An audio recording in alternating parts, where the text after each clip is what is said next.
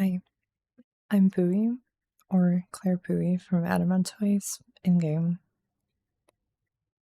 This is a guide to White Mage's Lily gauge, and I wanted to make this guide because proper discussion of White Mage's Lily gauge is not something that I think I've ever seen in its proper depth.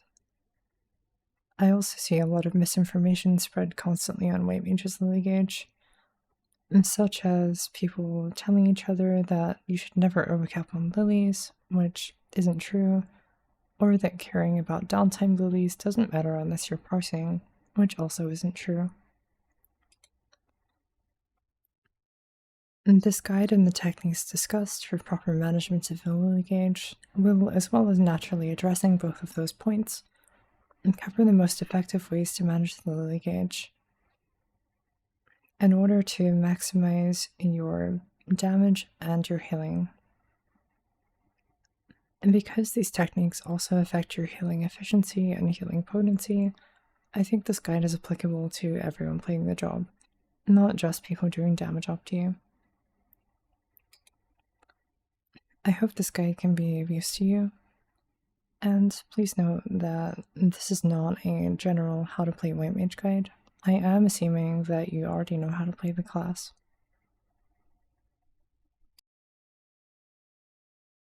First off, let's recap how the Lily gauge functions. Firstly, we gain 1 Lily for every 20 seconds in combat. We can spend 1 Lily for usage of Afflatus Solace or Afflatus Rapture.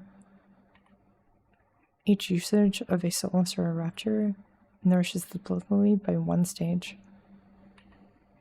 And at a Blood Lily charge of 3, Afflatus Misery can be used.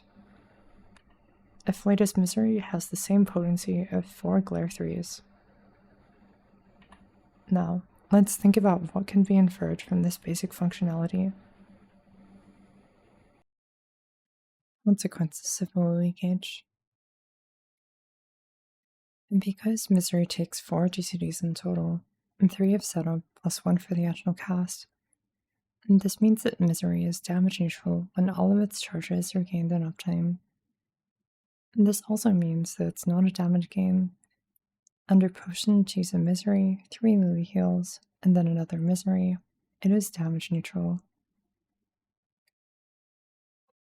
Now, because during downtime, our Lily heals can still be used to gain Blood Lily charges, and because during downtime the boss is untargetable, and Glare therefore cannot be used, our Lily heals still have an effective damage potency of 1 Glare, only when they're used in downtime to gain a Blood Lily charge.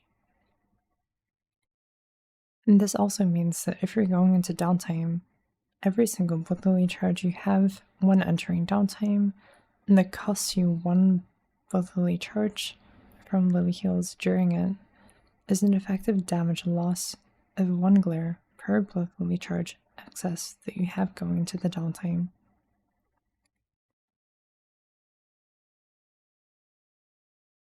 As a consequence, because your Lily heals have less healing potency than some of our other GCD heals, if you're using Lily heals to keep the party alive before downtime, but those Lily heals cost you damage because they cause you to enter downtime having too many Blood Lily charges to get the maximum amount of Blood Lily stacks during it, and those Lily heals in uptime have a damage cost of 1 Glare, which is exactly the same as any of our other GCD heals, and therefore those Lily heals would be better replaced by our more potent GCD heals, such as Medica 3, Cure 3, or Regen, for more healing potency at the same damage cost. Now, from what we just talked about, we know that entering downtime with too many Blood Lily charges can be a damage loss. For clarity, this can be more easily thought of if you think, if there's downtime soon and I use a Lily now, and that Lily charge causes me to lose a downtime Lily, it has a damage cost of 1 Glare, and I could therefore better replace it with a better GCD heal. Here is a simple table to help you know if this applies, depending on the downtime duration.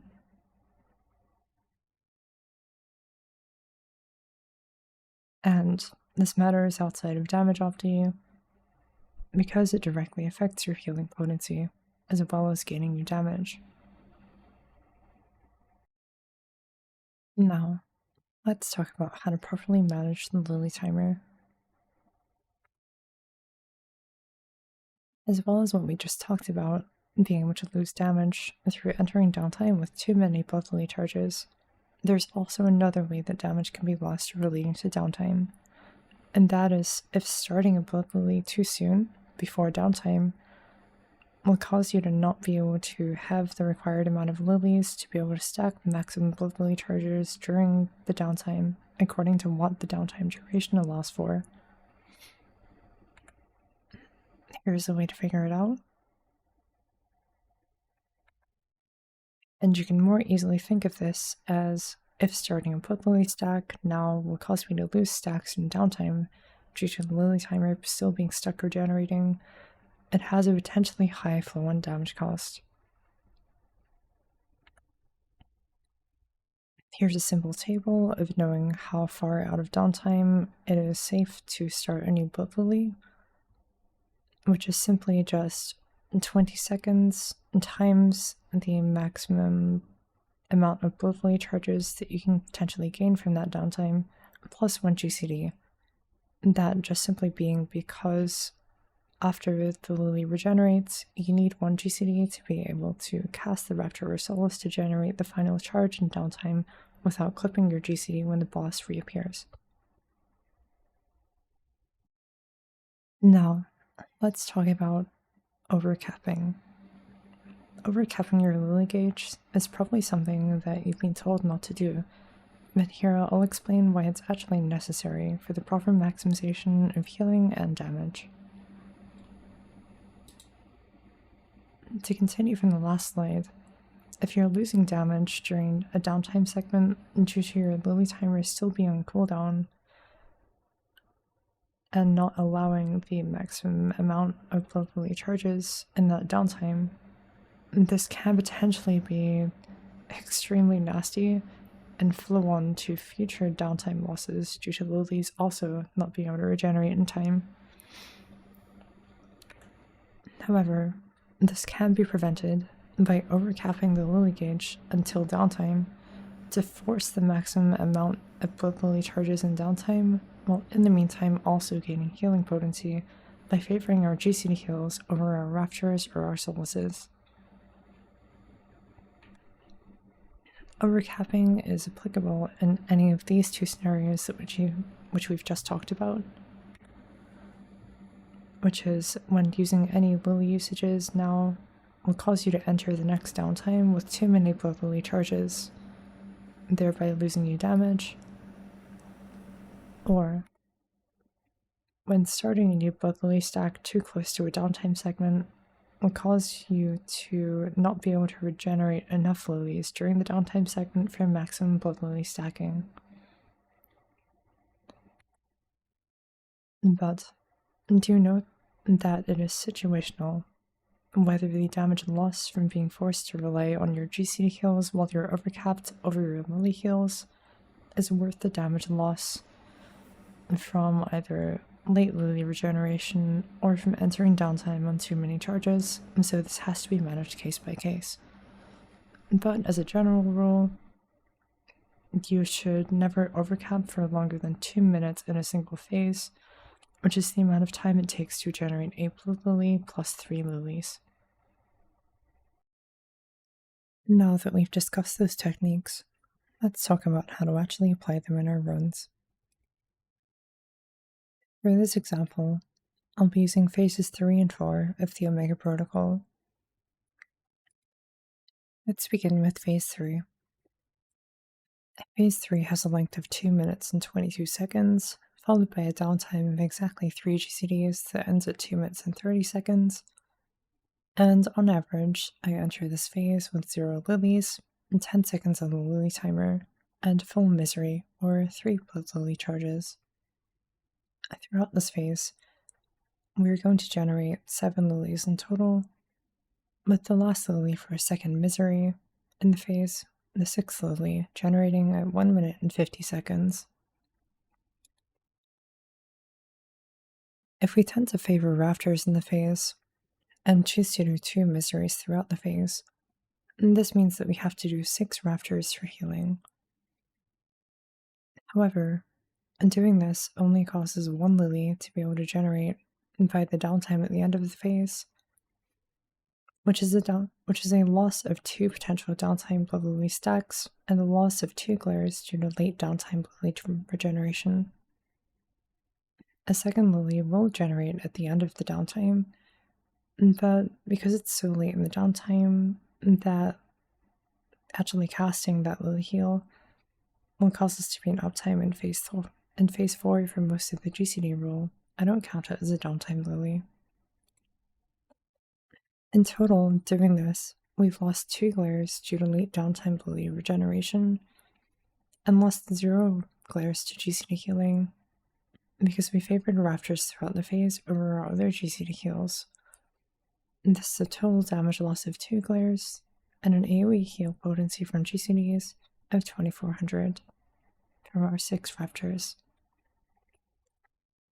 But there's also another option, and our other option is to only do 3 raptors, and then for the rest of the phase, and cover healing with our GCD heals, in this case, 1 situational Medica 2 depending on our co-healer. In doing this, past our first misery in the phase, we will overcap the Lily gauge until downtime, in order to force 3 downtime Lilies during it, to not lose any damage.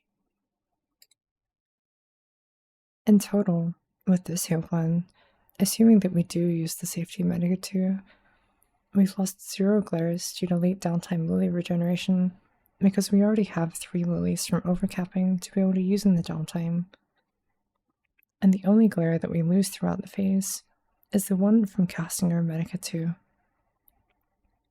The GCD AoE heal potency of this heal plan is 2200 as opposed to 2400 above from our 3 Raptors and 1 Medica 2, but we do pull ahead by 1 GCD of damage. But if we wanted to sacrifice this damage gain for the sake of more healing potency, we could feasibly add another Medica 2 to the second heal plan.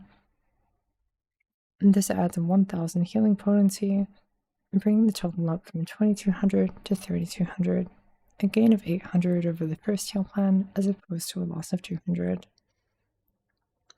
And therefore, no matter if you want to optimize damage or optimize healing, the second heal plan is always better, because if you want to optimize for damage, you can drop the situational heal and lose 0 GCDs total throughout the phase, whereas you can't do that in the first heal plan, you'll lose 2 no matter what. And if you want to optimize for healing, you can do that additional Medica 2 on top of the situational heal, and for 800 more healing potency at the exact same damage cost as the first heal plan. Now that we've talked about phase 3, let's talk about phase 4. On entering phase 4, we'll assume that we use the second overcapped heal plan in phase 3, which was discussed on the previous slide.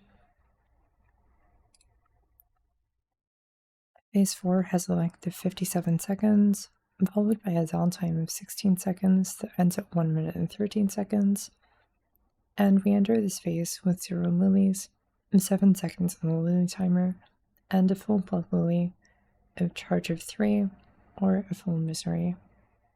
And throughout this phase and the downtime after it combined, 3 Lilies will generate. Immediately, and because the phase length is less than 1 minute, we enter the phase on 0 Lilies, and the fact that the downtime after the phase allows for a full blood Lily stack of 3, we can see that every single Lily heal that we do in uptime in this phase will cause us to enter the downtime with too many blood Lily charges and to gain a full blood Lily stack during it, and causing each Lily heal to have an effective damage cost of 1 glare each. We have 2 options for healing in this phase. And again, the first option will favor our Raptors and not overcapping the Lily gauge, and the second option will favor our GCD heals while avoiding our Raptors. In the first option, we use 2 Lilies on Raptors for healing throughout the phase, with a situational third Raptor at the end depending on our co-healer, for 1200 total AoE GCD healing potency. And do note that this Raptor at the end has to be a Raptor and it cannot be replaced by any of our more potent GCD heals because of the movement requirement in the phase. And this causes us to enter downtime on a Lily stack of either 0 or 3 depending on if we misery before the downtime or after it, though it doesn't really matter because no Lilies will generate during the downtime anyway. And this is a loss of 3 glares due to late Lily regeneration because we don't have any Lilies that are able to generate during the downtime to stack both Lily charges. If we avoid the situational heal, then we enter downtime on 2 Lily charges and it becomes a damage cost of 2 glares.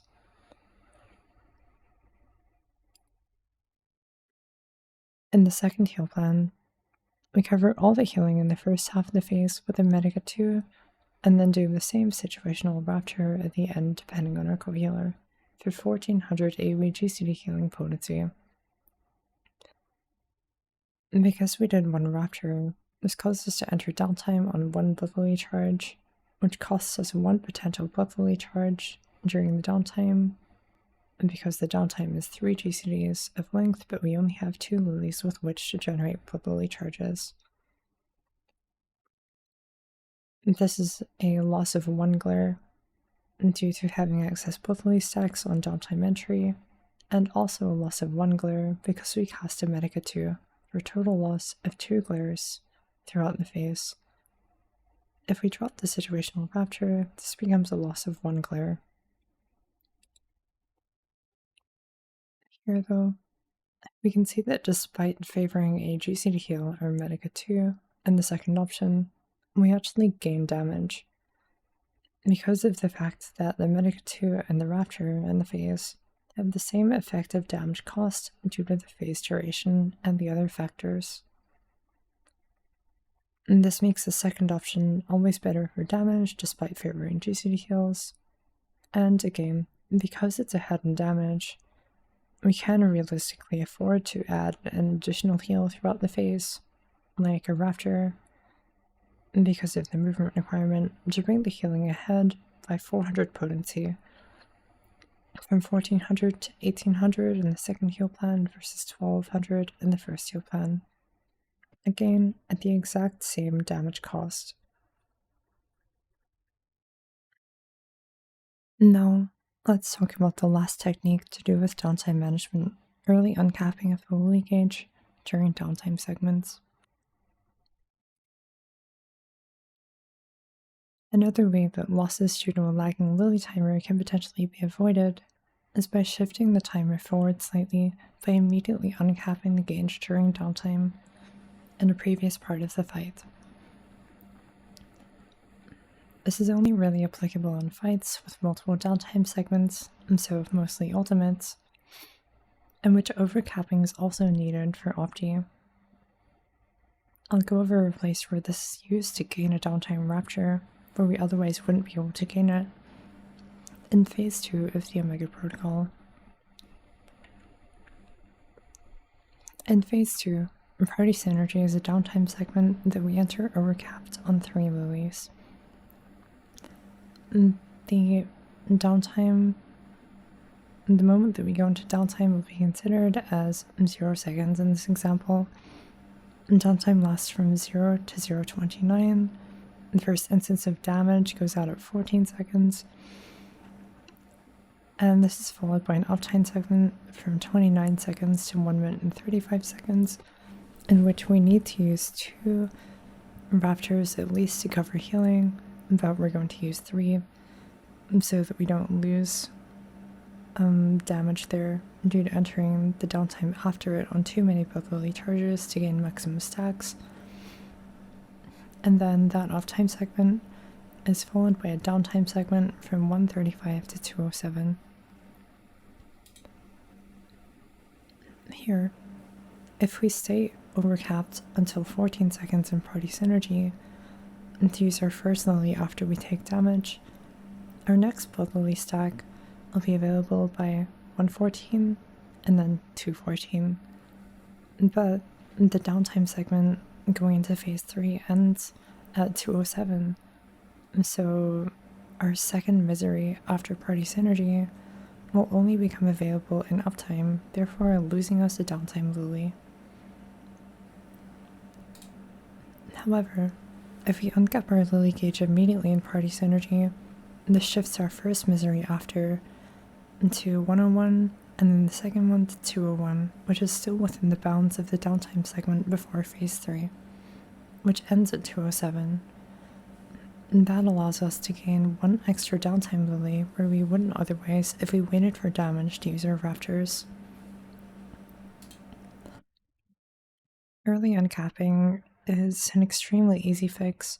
There's basically no downsides to it because in downtime, GCD heals have no damage loss compared to Raptors, and they also do more healing potency, so it's generally a good idea to favor your GCD heals in downtime anyway.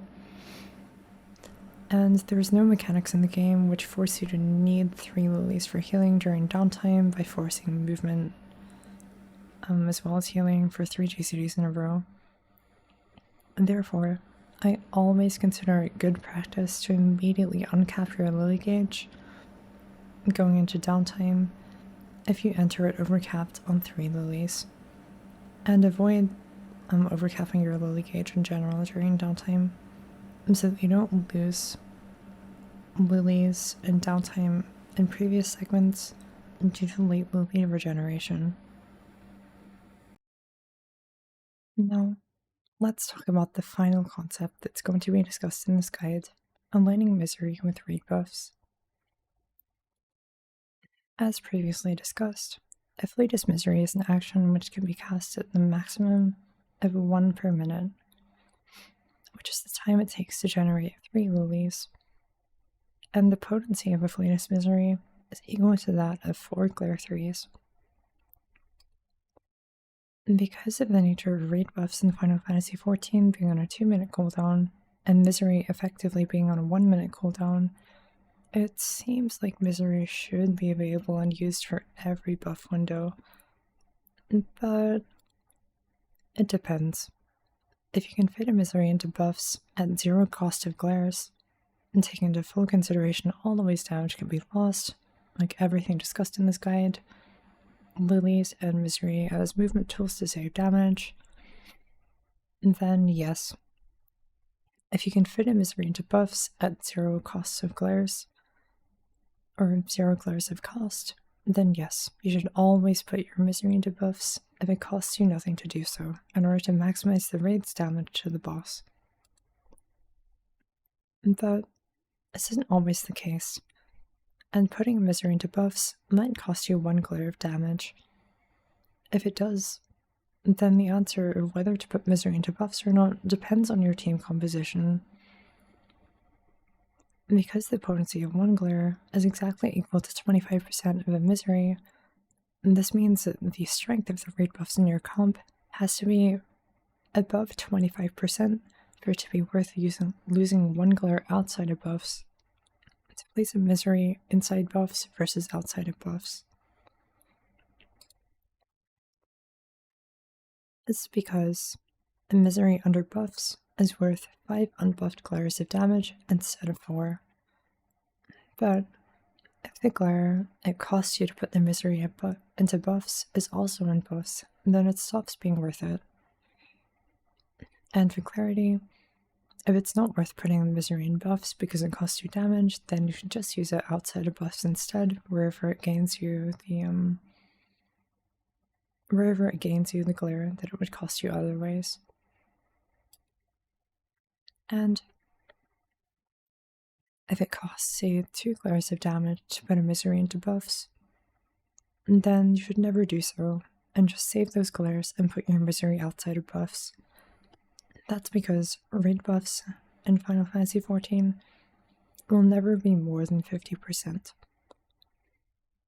Also note that to gain a raid buff strength of 25% or more with a White Mage at the party, you have to have quite a few raid buffs stacked up, like probably at least a Scholar and a Bard, and a few other raid buff jobs as well.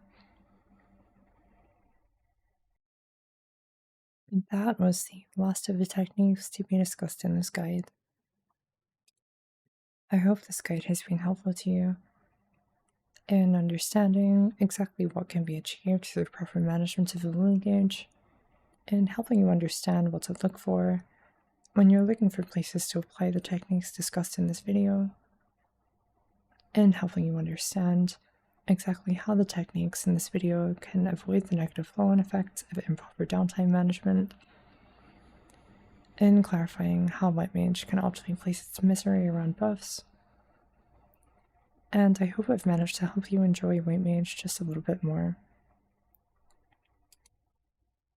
If there's any issues with these slides, the information contained within them, or if you want to contact me for any reason at all, feel free to DM me on Discord, which is on screen right now, Buoy Time, or DM me in game, Claire Buoy and Adamantoys.